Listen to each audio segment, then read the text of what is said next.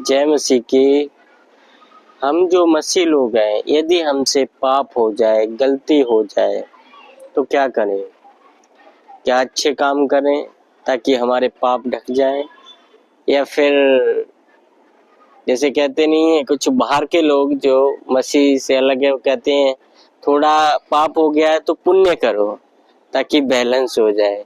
तो भाई बहन, ऐसा नहीं है। हमारा जीवन कोई बैलेंस शीट नहीं है कि हमसे कुछ गलत हुआ तो हम उसके बदले कुछ अच्छा कर दें और इससे क्या है, हम प्रभु के पास चले जाएंगे।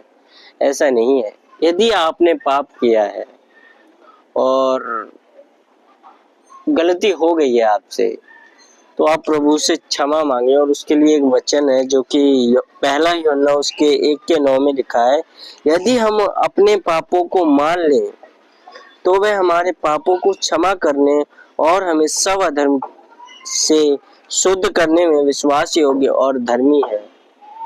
भाई बहन, हमारा प्रभु भला है, धर्मी है और वो विश्वास योग्य है।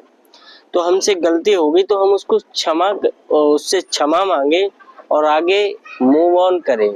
और क्योंकि वो विश्वास योग्य है और हमें क्षमा करेगा,